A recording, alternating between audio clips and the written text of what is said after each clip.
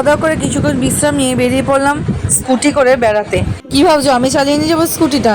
আগে না, এই যে আমার ছোট মামা কিন্তু আমাদেরকে নিয়ে যাবে। আমি আর সৌমেন বসেছিলাম ছোট মামার স্কুটিতে, আর সামনে তোজোকে দেখতেই পেলে ওর মামুনি আর পাপার সাথে বসেছিল। সবাই মিলে বেরিয়ে গেলাম ঘুরতে। আজ আমরা যাচ্ছি কালনায় বেড়াতে। কালনায় রাজবাড়ি রয়েছে, সেখানেই যাব। অনেক বছর আগে গিয়েছিলাম একবার, তবে সেইভাবে ঘোরাও হয়নি, আর কোনো স্মৃতিও নেই আমার কাছে। তাই আজও যাচ্ছি সেই সুন্দর অপূর্ব জায়গাটিতে।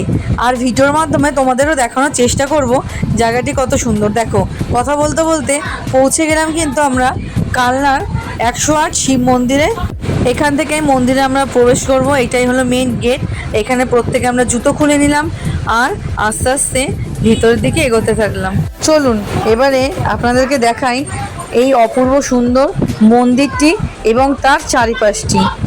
মন্দিরের ভিডিও বা ফটো তুলেছে ঠিকই, কিন্তু মন্দিরের উপরে উঠিও নি বা মন্দিরটাকে ছুঁয়েও দেখিনি, কারণ আমি জানি আমাদের 1 বছর মন্দিরে উঠতে নেই, তাই মন্দিরে আমার ওঠার সৌভাগ্য হয়নি। আর মন্দিরে উঠে যে ভগবানকে স্পর্শ করব, প্রণাম করব, সেই সৌভাগ্যটুকুও কিন্তু ভগবানই আমার কাছ থেকে কেড়ে নিয়েছে কয়েকটি দিন বা একটি বছরের জন্য।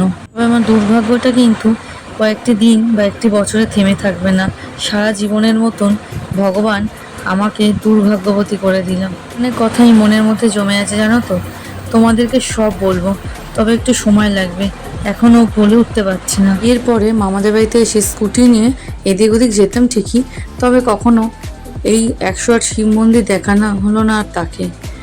এখানে দেখুন প্রত্যেকটি মন্দিরেই একটি করে শ্বেতপাথরের মূর্তি ও একটি করে শিলামূর্তি রাখা আছে।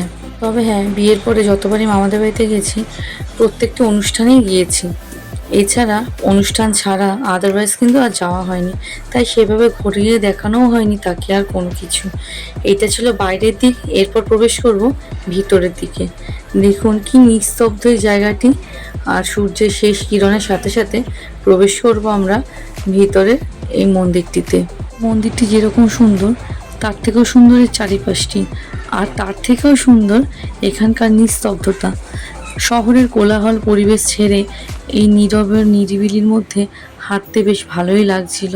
আর এইবারে আসাটা কিন্তু আমাদের একার আসার কথা ছিল না, আমরা সকলে মিলে একসাথে আসবো সেরকমই কথা হয়েছিল, কিন্তু আমার ভাগ্যে সেটি লেখা নেই, তাই ছেলেকে আমাকে নিয়েই আসতে হলো এখানে। তাহলে একবারটি ভিতরটিও আপনাদেরকে ভালো করে ঘুরিয়ে দেখিয়ে দিই।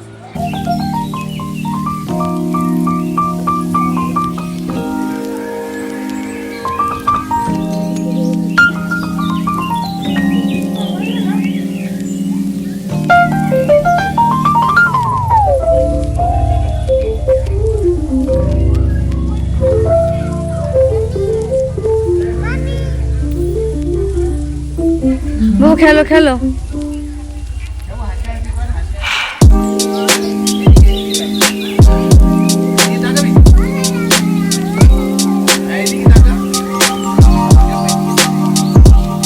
আর এখানে দেখুন এই 108 শিব মন্দিরের মাঝখানে রয়েছে এই কুয়োটি।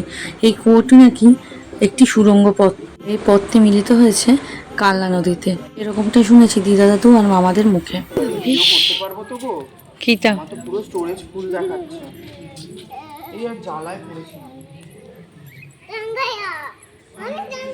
হ্যাঁ মাম্মি, সূর্য অস্ত যাচ্ছে, আমাদেরও বাড়ি ফেরা তাড়া আছে, তাড়াতাড়ি করে ঘুরে নিতে হবে আরও 2-1টি জায়গা। শেষবারের মতন আর একবার দেখে নিলাম পুরোটি ঘুরে মন্দিরটিকে, জানি না আবার কবে আসতে পারবো কিনা। আর এই যে আমরা যে 108 শিব মন্দিরে ঘুরছিলাম তারই ঠিক উল্টো দিকে রয়েছে এই রাজবাড়িটি। আর এই মন্দিরটিকে দেখছেন, অনেক চেনা চেনা মনে হচ্ছে না? অনেকটাই আমাদের মা ভবতারিণীর মন্দির, মানে দক্ষিণেশ্বরের আদলে তৈরি।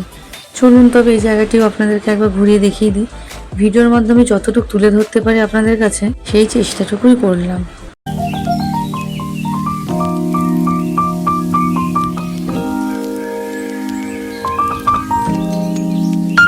এইটি হলো কালনা রাজবাড়ির একটি মন্দির, আর এই মন্দিরে প্রবেশ করার মুখেই দেখলাম এই পালকিটি রাখা রয়েছে, তাই এটিকেও দেখিয়ে দিলাম আপনাদেরকে।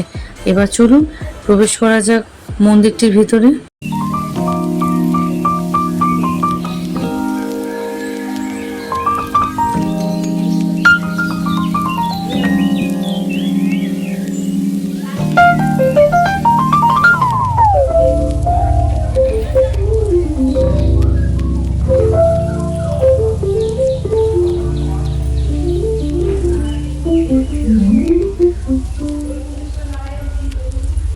এই যে রাখা রয়েছে এখানে সিংহাসনের উপর রাধা গোবিন্দের মূর্তি।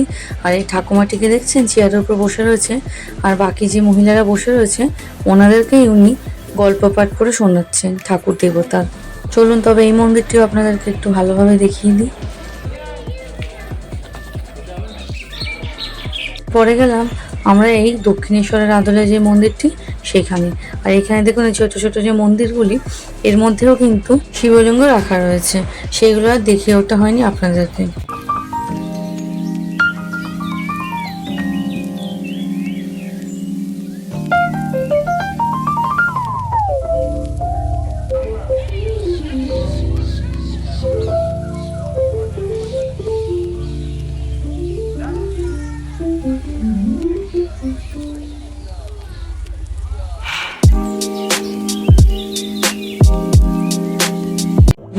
বেশ অনেকক্ষণই ঘোরা হলো, সন্ধে প্রায় হতে যায়।